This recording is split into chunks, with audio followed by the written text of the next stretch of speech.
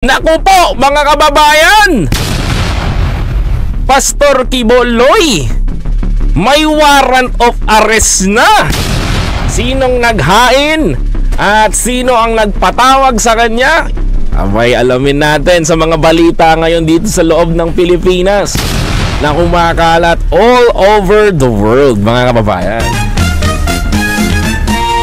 Kamakailan lang po mga kababayan ko ay hindi po maipinta ang mga mukha ni Pastor Quiboloy habang nagpapaliwanag. Sa unay, nagwawala siya sa kanyang statement. Sa pangalawa ay gumawa siya, hinarap ng kanyang abogado si Atty. Topacio. At ngayon mga kababayan ko, matindi-tindi na po. Dahil po sa kapasawayan, sa kanyang pagmamatigas ay pinatawag na nga po siya at pinatawan ng warrant of arrest ni si Pastor Quiboloy ng Senado para humarap at harapin yung mga bagong testigo na laban sa kanya. Bakit nga ba hindi humaharap si Quiboloy? Yan ang malaking katanungan. Pero masasagot lang yan pag nahuli na siya. Pero ito ang pinakamainit na balita mula sa GMA7. Mga kababayan ko, panoorin natin. Maaari nang arestuhin si Pastor Apollo Quiboloy anumang oras base sa inalabas na utos ng Senado. Ayan. Hindi sa atin nanggaling, ha? Hindi sa atin nanggaling. Sa totoo lang mga kababayan ko, hindi pa pwedeng mangyari talaga yung 17 commandments na hinihingi ni Quiboloy. Kahit sabihin na siya pa ang may-ari ng mundo, mga kababayan. You must obey our Senate. Dahil hindi ibababa ng Senado ang integrity nila sa isang katulad na self-proclaim Son of God. Or self-proclaim Bisaya. Mga kababayan ko, hindi ibababa ng ating Senado. Dahil pag ginawa nila yon, masisira sila. Kaya eto, nilabasan siya ng warrant of arrest para dakpin at paharapin sa Senado. Ang latest sa headquarters ng kanyang religious group, alamin sa pagtutok ni Mab Gonzalez. Ayan, pinuntahan na. Ayan, kita nyo. Tahimik sa labas ng headquarters ng Kingdom of Jesus Christ sa Davao City ngayong araw, walang indikasyon ng anumang pagkilos sa gitna ng inilabas na arrest order ng Senado laban kay Pastor Apollo Quiboloy. Hindi malinaw kung nandito si Quiboloy na huling nakita online kamakailan nang magpa-interview sa ilang vloggers kasama ni dating Pangulong Rodrigo Duterte. Ayan. Ang balita may kumakalat na nag-exit daw through Malaysia. Ang balita lang ha. Ang balita lang po ha. Ito ha, hindi pa to totally confirm, pero may mga nagsasabi na po na umexit daw according dun sa intel. Mga kababayan ko na nasagap natin. May mga kaibigan kasi tayong mga sundalo. Meron daw exit na ginawa itong kampo nila. We don't know, but hinagihinalaan nila kasama na si Kibs doon. Pero we don't know, baka lumusot to, biglang lumitaw, di ba? Antayin natin. Balita pa lang naman 'yon, chika pa lang naman 'yon, mga kababayan ko. Wala pa naman confirmation, mga kababayan ko. Nag-exit na daw di umano ito. Tuloy. Sinubukan ng aming news team na may makausap sa headquarters. Pwede ni Girls, Catherine Gray. Oo, bawal dyan. Ang bawal mo. Pwede po kaya namin makausap si Attorney? Ha? Attorney Torio. Wala din lang. Wala rin dyan. Okay. Pahigpit po kayo ng security, sir? Natural mag-iigpit ng security yan. Natural. Alam mo si Kibs, mag-iigpit ng security yan. Hindi pa pwedeng hindi maghigpit ng security yan si Kibs, Diyos ko po. Baba ko na yung security naman. Okay. Yung, paano yan? Pag dumating na yung Senate, Sergeant Atar? Baba ko rin. Ang sabi Ano daw? Huwag daw papapasukin? Huwag daw papapasukin? Ano no? Ulit nga. ng security, sir? Baba ko na yung security naman. Okay. Yung, paano yan? Pag dumating na yung Senate, Sergeant Atar? Baba ko rin. Bababa pa rin. Okay. Ang sabi ng Senate Sergeant at Arms, maaaring arestuhin anumang oras si Quiboloy na kanilang i-coordinate sa PNP. Ayan ang pinakamatindi doon. Like I said, mga kababayan ko diba sabi ko sa inyo, ang pwede dumampot sa kanya pag naglabas ng warrant order ng arestuhin si Quiboloy ng Senado, ang dadakip sa kanya, mga kababayan ko, PNP. Mga kapatid. Ito lang ang sabi ko. Sinasabi ko nyo, di ba? Pinaliwanag ko sa inyo to, mga kababayan ko, na anytime dadamputin niya si Gibbs pag nalabas yung arrest order na galing sa Senado, mga kababayan. Yan ang very important. Yan yung role ng ating kapulisan. Ano sabi ni DILG Secretary? If the Senate Sergeant of Arms would ask the assistance of the PNP, of course we will provide support. No, we will provide our assistance. Mahirap. Alam mo Secretary Abalos nagulat ako dito. Ito nakita ko to dito. No, if yung aarestuhin niya si Kibuloy, I think right now Kibuloy is a paranoid na eh. To be honest, paranoid na si Kibuloy ngayon eh. Alam mo, andyan sa kanya yung stress. Hindi niya lang pinapakita doon sa mga influencers na kasama niya. 'Di ba? To be honest mga kabayan, ang hirap kaya na may ganyang iniisip ka. No? Ang hirap na ganyan, inaakusahan ka pa na di umano ikaw ay nang mamaltrato, nang bubugbog, at may ginagawa kang hindi maganda. Well, malalaman natin yan. Kung aarestuhin pa siya ng PNP, hopefully, sana wag man laban. Di ba, mga kababayan? Kasi, baka mamaya manlaban, mga kababayan eh. Sa totoo lang, baka mamaya manlaban po, mga kapatid. Tuloy.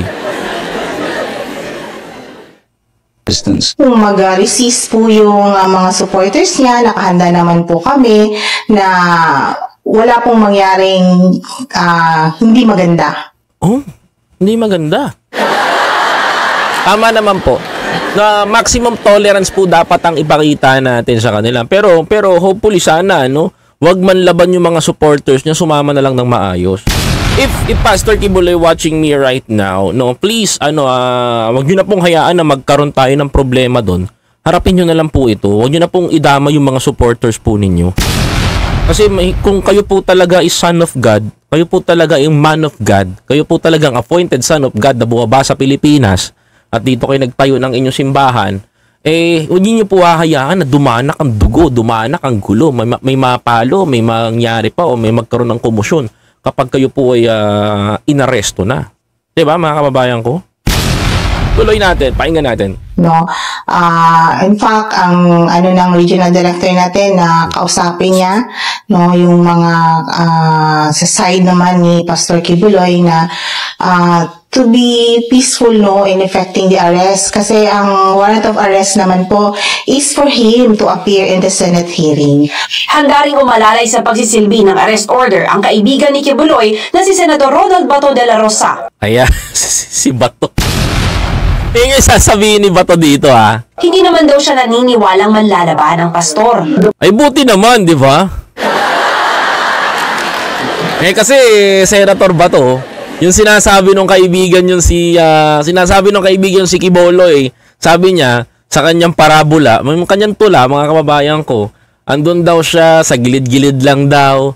Tapos pinaliligiran daw siya ng pula at itim na langgam. Yun malaking pagbabanta na yun eh. Kung i-analyze mo yung sinabi ni Kibuloy, malaking pagbabanta na yun. Kaya nga sana ako nananalangin ako.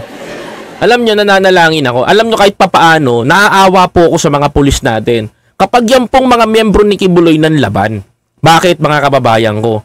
Biruin mo makikipag-away kayo, makikipag-bari lang kayo nasa pulis natin. Imagine niyo na makikipag-bari lang kayo sa pulis natin, tapos ang ending, mga kababayan ko, may casualties tayo. Imagine ninyo, sino nangawawa? Si Kibuloy ba? Hindi. Yung mga pamilya po ng mga kahit ng pulis at kahit supporter niya.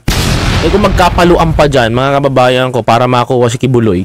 Diba? Imagine ninyo yan. Kasi kailangan natin ipatupad ang batas. Tuloy.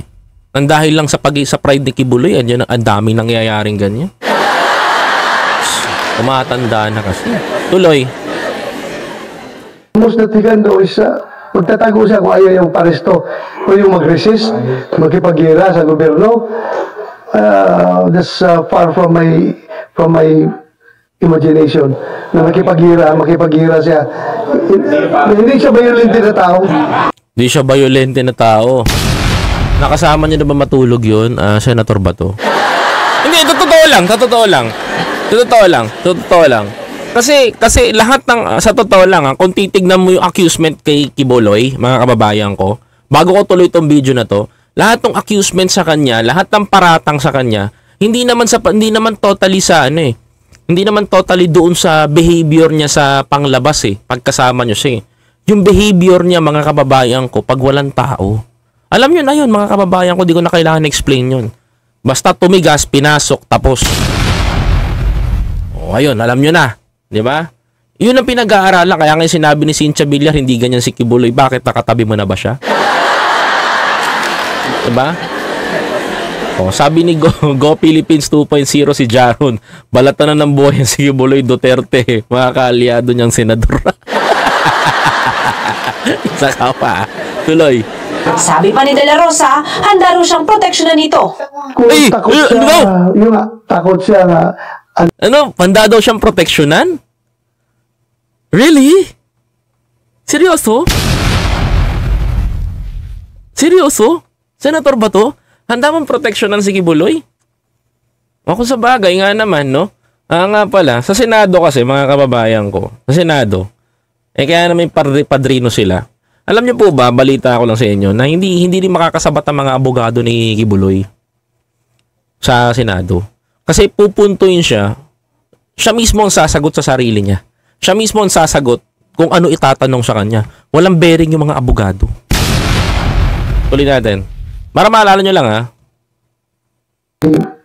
imagination na makipaghira siya.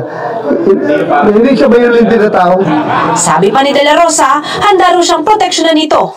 Kung takot siya, yun nga, takot siya nga. Takot talaga, uy! Literally takot! Kasi kung di takot yan, mga kababayan ko, itinalo pa nga siya ni Jalen Celario eh, humarap sa Senado eh. Diba? Ginisa ni Risa. Si Pastor Kibuloy, natatakot kasi mga kababayan. Hindi, literally, mga kababayan ko, takot si Kibuloy. Kasi mga kababayan ko, yung susunod na magsasalita dito, matindi. Panoorin nyo to, ha? Undertake yung buhay niya, I can be in security just for him to be physically present in the hearings. Andito ako, walang pwedeng makakapatay sa'yo. Ayan na, Oy, Pastor Kibbs, nagsalita na si Bato, ha? Walang pwedeng gumurgur sa'yo.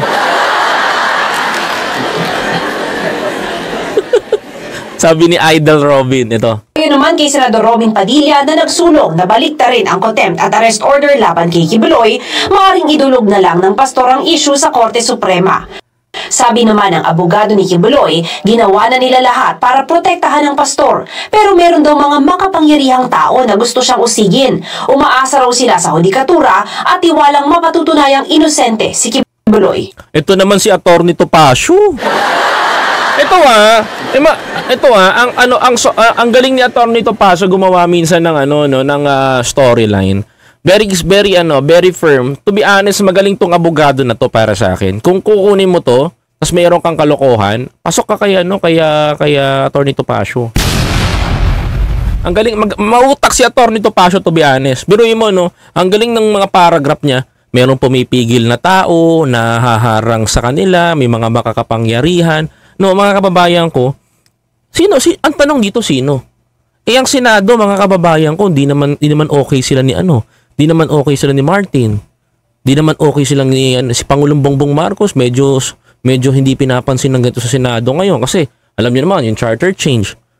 Sino dito ang pipigil? 'Di ba? That initiative is from the Senate.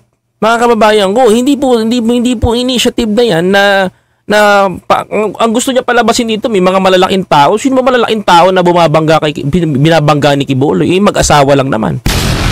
'Di ba? Tsaka si Kong Martin. Hindi naiisip to ni Kibuloy, hindi naiisip to ni na pwede siyang ganituin sa social media. Hindi naman tangaan tao dito, Diyos ko. Hindi ako lang mga kababayan ko Siyempre, kliyente niya 'yon. Tanongin niyo kung yan ba si Atty. Topacio, libre ba yung serbisyo nun? Of course, hindi. 'Di ba? Para sa ito mga kababayan ko. Ito. Medyo nakakagulat po yung mga revelation nito, ha? Nakakagulat po yung revelation nito. Mga kababayan ko. Kung napag-usapan natin kanina yung patungkol doon sa Doon sa ano, mga kababayan ko, doon sa warrant, arrest order, ito ba, bagong-bago na testigo.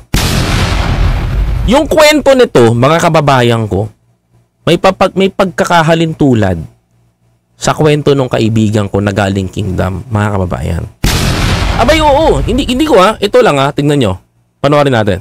Sinabi ni Pastor Kibuloy, kami dapat iuntot sa pader at suntokin ng semento hanggang dumugo ang ulo at kamay namin. Teka, mga kababayan ko, lagyan natin ng magandang laban to. Mga kapatid, teka, ayusin ko to. Maganda to to be honest. Maganda to. Sobrang ganda nito, mga kababayan ko. Ayan. Ito, pakinggan nyo Ginawa na nila lahat para protektahan ng pastor. Pero meron daw mga makapangyarihang tao na gusto siyang usigin. Umaasa raw sila sa hudikatura at tiwalang mapatutunayang inosente si Kibuloy. Pakinggan nyo tong tao na to, mga kababayan Para sa Sinabi ni Pastor Kibuloy, kami dapat iuntot sa pader at suntokin ng semento hanggang dumugo ang ulo at kamay namin. Mga yawa, mga satanas, mga serpentsi daw kami. Dapat din daw namin lagyan ng dili sa mata, bibig at ang ari namin. Pinapirma po kami ng waiver. Pag mayroong mangyari sa amin, magustuhan daw namin. Ganun sila kalupit. Ito, mga kababayan ko yung statement niya dito, it's same dun sa ginawa sa sa kaibigan ko. May kaibigan, to be honest, mga kababayan, alam ko some of you guys. Kilala nyo itong kaibigan ko na to na galing doon. Huwag nyo na lang pangalanan for the safety of the family, please. No? For the safety of the family.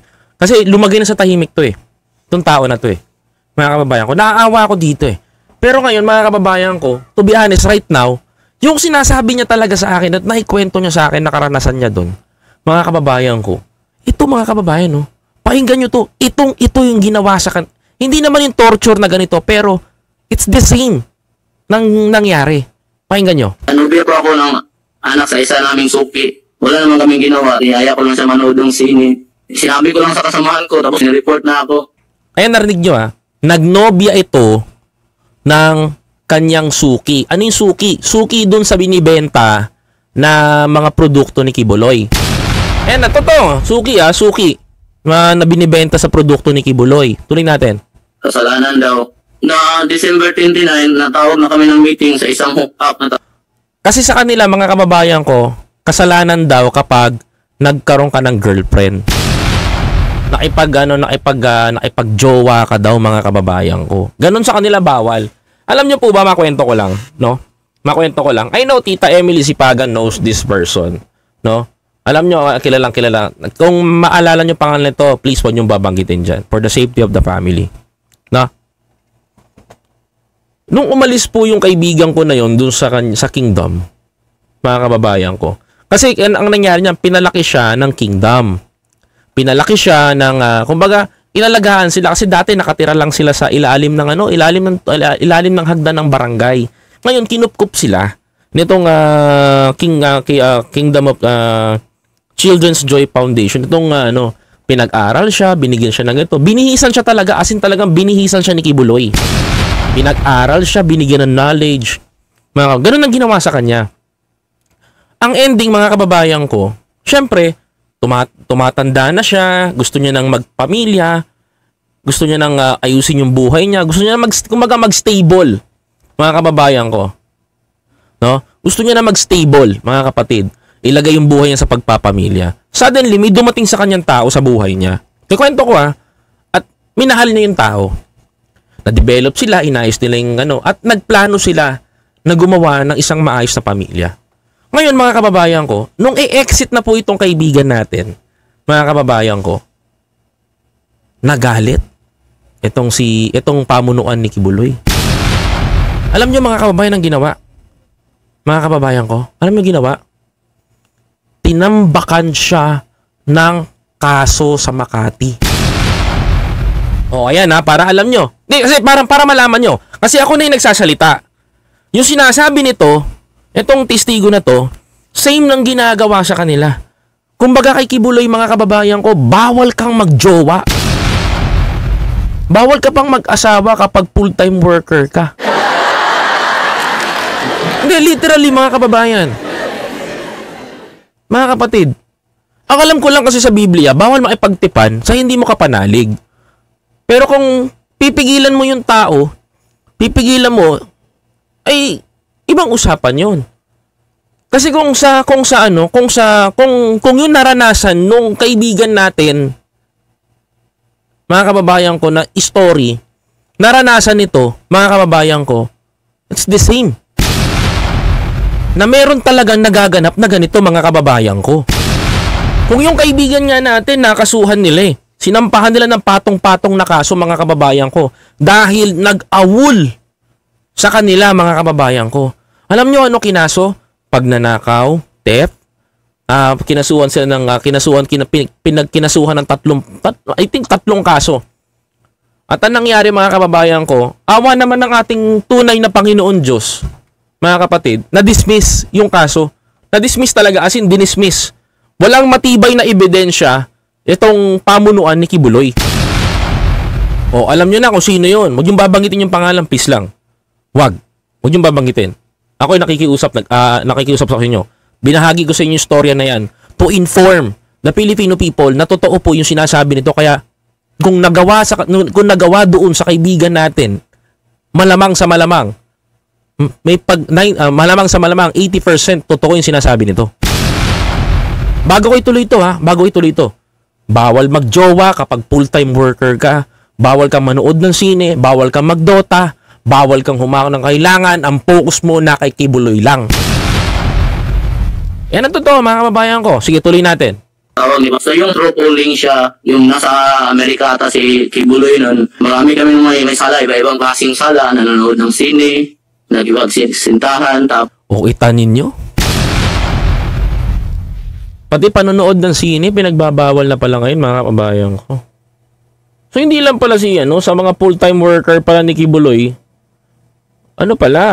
mayroong forbidden. Bawal kang manood ng sine. O, kumbaga para palang bawal ka makihalubilo sa makamundo. Ayan. Sa New Testament ba, meron pa ba nun, mga kababayan ko? I think wala na po ata sa New Testament, mga kababayan ko. Kasi ang utos na lang naman ng Diyos, mga kababayan ko, ay dalawa Mga kababayan, di ba? Tuloy. Course, lalaro lang ng Dota. Dota? Bawal na rin sa inyo? Ano yung wala kayong kalayaan?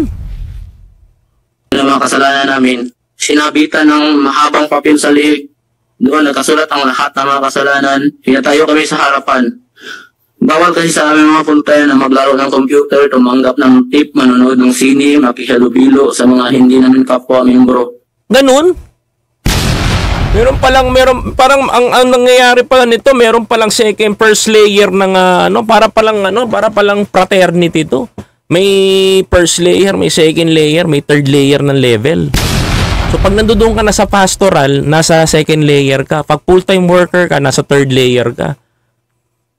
Pati hindi po ito, mga kababayan, kung binitawan itong bagong testigo, Tuloy. Kingdom of Jesus Christ. Dapat kasi buong pagkatao namin, ialay namin kay pastor. So once na mag-full-time ka, mag-fill up ka, bawal ka na po tumawag sa mga pamilya niyo. Lalo na pag yung pamilya mo hindi member, hindi full-time worker, bawal ka talaga tumawag niyan. Kung magtitinda ka, dapat remit all. Kahit piso, bawal ka magtira ng pera doon sa kahit cabinet mo. In-inspect nila yan kung meron kang pirang tinatago. Grabe, no? Napatanong tuloy ako, asan kaya magulang niya? Ganun sila kalupit. Nakakabit yung sound system, ang tawag ni Pastor Kibuloy, kaya rinig lahat ng nandun sa sinabi niya sa amin, kami, mga yawa, mga satanas, mga serpentsi daw kami. Sinabi niya sa amin, bilang parusa, dapat iuntog ang mga ulo namin sa pader at suntokin ang simento hanggang tumugo ang ulo at kamay namin. Dapat din daw namin lagyan ng sili sa mata at bibig at ang ari namin. Grabe, oh. Pero ito, mga kababayan ko, confusing, to be honest. Medyo yung pagkamilitary yung ginagawa sa kanila. Torture, ika nga nila. Torture. Pero kung tatanungin nyo po ako, mga kababayan ko, yung panggigipit sa pag-exit, medyo naniniwala ako sa kanya dito. Kasi ginawa rin yun dun sa kaibigan natin. Diba? Doon ko naisip na kumala sa Kingdom of Jesus Christ, nagpaalam kami sa isa kung kasama pero hindi kami pinalabas sa compound sa task force. Okay. Kaya pala itong kaibigan din natin, mga kababayan ko, umiska po, tumakas. Okay, alam na. So, ibig sabihin, mga kababayan ko, tama nga. Kung ito, pinipigilan sila na umalis doon, mga kababayan ko, yung tropa naman natin, na galing doon sa KOJC, mga kababayan ko, tumakas din yon. Kaso, safety yung pagtakas niya. Tuloy. May lalaking may baril. Alam na sana kami na lalabas para madala namin yung mga damit namin pero hindi kami pinayagan. Nilagay kami sa isang bartolina. Mainit na dahil malapit yung sa yero ng bubong. Nagsasampay ng damit ang mga labandira dahil madaling matuyo yung damit doon kasi walang ilaw at walang electric fan. Masyadong mainit. Yan dapat ang pinuntahan ng mga pumuntang vlogger doon eh. Hindi ang ginawa mga kababayan ko, namasyal eh. Tapos sasabihin nila naghahanap sila ng mali doon sa kingdom. Mga kababayan ko, tingnan mga kakapal na mga mukha nun eh, no? Pero lang yung tropa natin nakasama doon ha. Pogi yun. Dalawang araw kami nandun. Umakyat si minister, dalawang minister. Ang pangalan nila, Jojo Pablo at saka si Gio Ayang. Ang leader ng Task Force Davao na may kasama silang mga armadong lalaki. Pinilit kaming suntukin ang simento at iuntog ang mga ulo namin sa pader hanggang dumugo. Grabe mga kababayan. So, kinuha mo talaga yung iniutos sa inyo na inuntog mo talaga ulo mo sa pader hanggang dumugo yung ulo mo? Opo ma'am, before yun binasahan mo na kasi ng Biblia kasi kalooban doon ng ama tapos pinapapirma po kami ng waiver. Kalooban ng ama na iuumpog nyo sarili nyo doon? Kalooban ng ama na totorture nyo sarili nyo?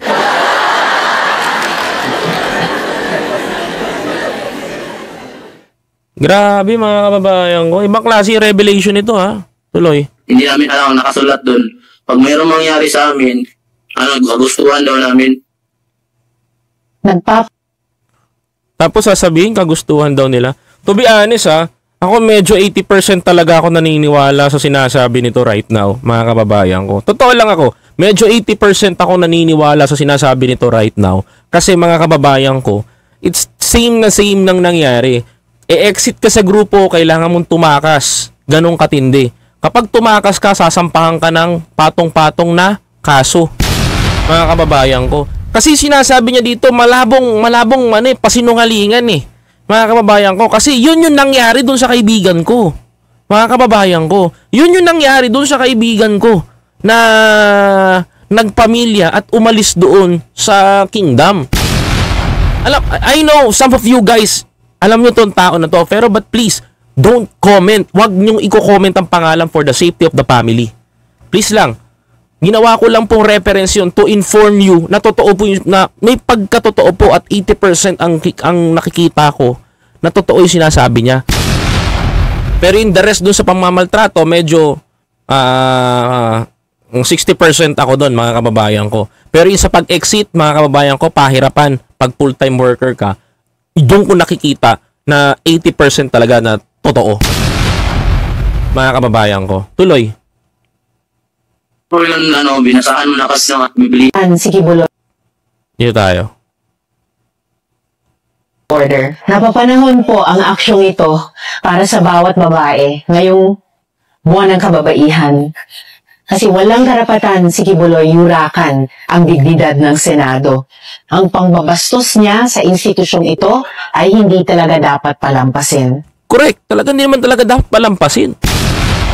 Ba't yung palalampasin yung ganong ginagawa ng tao?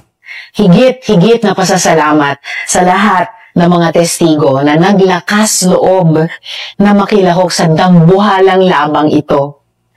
Kayo ang puso ng investigasyong ito at kasama nyo kami sa Senado hanggang dulo pa. Ma'am, mabilis lang na paglaro.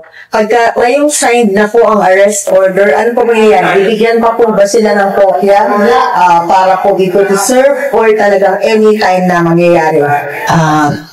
Anytime po, pwede na pong mangyari. Of public knowledge na rin naman ito. So, once na ma-arresto immediately, magkakanda kayo ng hearing?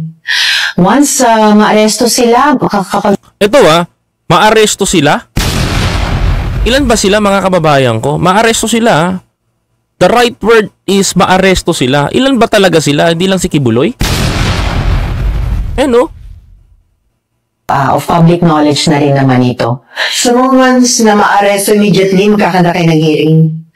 Once maaresto sila, kapag schedule na kami sa wakas ng hearing, nadadalo siya para sa wakas humarap sa komite, pakinggan ang aming mga tanong at sagutin ang mga ito. So, ano manawagan nyo kay Pastor Kibuloy? Kailangan ba, would you encourage him na kung sana pumunta at pag naumabot dun sa serve ka ng arrest order, and isang nyo, public knowledge naman na sa arrest order. Hopefully, sana. Actually, kung sana, nung una pa lang sa 2 imbitasyon, sa Sabtina, hanggang ngayon, kung sana sa simula pa lang humarap na sila, hindi na kailangang umabot sa ganito. Kaso ang dami pa niyang drama. Diba? Bakit sila? Ito, question mark sa akin to, ha? Hindi lang ba si Kibuloy yung pinapatawag ng Senado? Di, marami pala sila mga kababayan ko. According to Senator Risa Contiveros, mga kababayan ko. So, ibig sabihin, hindi lang si Kibuloy yung dinidemanda dito. Ay, hindi na dinidemanda. Pinapatawag ng Senado dito, mga kababayan. Ayun. Diba? So, ibig sabihin nito, marami sila. At ang tanong dito, mga kababayan ko, sino sila? Si Kibuloy lang ang front. Oh, medyo na-curious kayo, mga kababayan. Medyo na-curious kayo dun sa nangyari, mga kapatid, no? Medyo tinamaan ba kayo dun sa sinasabi? Ito, lina mo. Davao. Pak, aray. Ngiti si Risa Contiveros. Hindi, for sure, mga kababayan ko, no? Ito lang ang sa atin. Dapat makasuhan din yung mga alipores ni Kibs. Correct, mga kababayan ko, ng abuso. Pero straight to the point dito, to be honest, lahat ng accusation na yan, kung mapatunayan yan, mga kababayan ko, ni Senator Risa Contiveros, mga kapatid, mga kababayan ko, kung mapaharap nila yan, lahat ng accusation ng mga ang bunton lahat niyang kay Kibuloy. Mga kababayan ko, biruin nyo, online si Kibuloy, kahit nasa Amerika, nagpaparusa pa pala ng ganun. Di umano na nagpaparusa daw ng ganun. Bintang sa kanya yon. Ang isa sa mga nakikita kong assessment na sinasabi doon, mga kababayan ko, ang tingin ko doon, yung 80% talaga na yung ginawa doon sa isang member, pag mag-i-exit ka, pahihirapan ka ng pahihirapan, natipigilan ka. Same what happened, kaya tumatakas yung mga taong full-time worker doon. Diba? Yan yung mga istorya na yan. Kaya nga sabi ko sa inyo, ang lakas ng loob kong sabihin sa inyo na medyo nakahawig to doon sa nangyari sa kaibigan natin. Second, mga kababayan, siyempre, para naman sa atin, hindi naman tayo judgmental na tao, no? Ang gusto lang ng Senado dito right now is sumarap si Kibuloy, huwag niyang bastusin. Yun lang yun eh. Kasi to be honest, hindi naman talaga korte ang Senado. Hindi ang korte. Ang mangyayari yung mga kababayan ko, magkakaroon lang yan ng referral para magsampa ng kaso. Mga kababayan ko. Ganun po mga kapatid, ang tunay na mga mangyayari po dyan. Okay? Kaya huwag kayong mag-alala. Ang pinaglalaban na lang po dito mga kababayan ko, yung integrity ng Senado na huwag bastusin ni Kibuloy. Subalit, mabigat po yung mga paratang sa kanya, pwede pong mag-repair ang Senado para magsampahan po ng kaso. Subalit, meron na rin po siyang bubuksan na kaso, mga kababayan ko, doon sa Davao, meron din po dito sa DOJ at didinggin din po sa Pasig. Ayan ang pinakamahirap. Yan ang aabangan natin sa susunod na kabanata.